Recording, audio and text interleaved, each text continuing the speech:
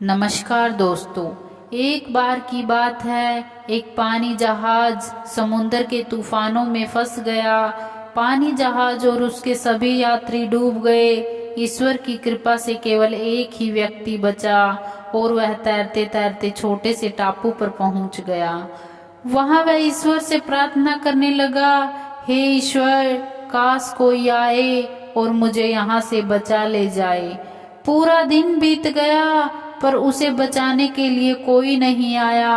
दूसरे दिन उसने फिर ईश्वर से प्रार्थना की पर कोई उसे बचाने के लिए नहीं आया। इसी तरह दिन गुजरते गए। वह रोज ईश्वर से प्रार्थना करता पर कोई मदद करने को नहीं आया।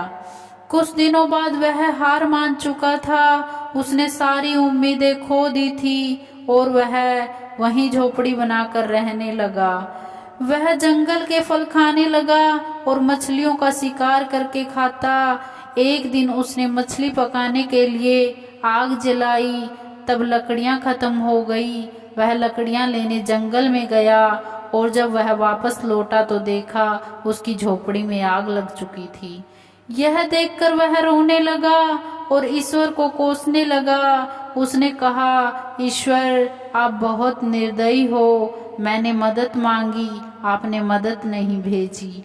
मैंने रहने के लिए झोपड़ी बनाई, आपने उसे भी जला दिया। वह पूरा दिन ईश्वर को कोसता रहा। रात हो गई और वह बाहर रेत में ही सो गया। सुबह जब आंखें खुली तो सामने बड़े जहाज को पाया।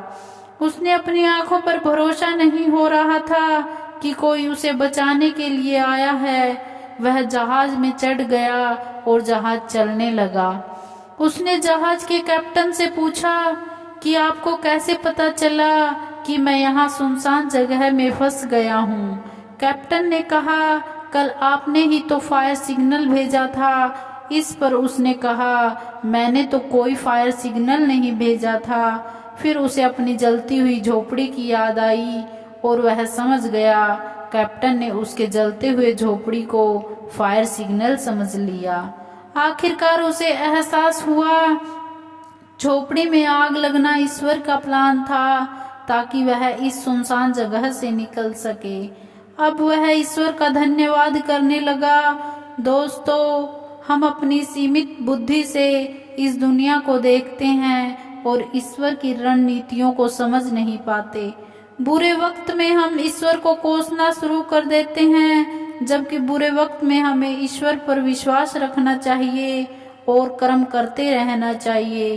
कभी बुरा वक्त आए तो समझ लेना इसमें भी ईश्वर ने आपके लिए कुछ बेहतर सोच रखा है।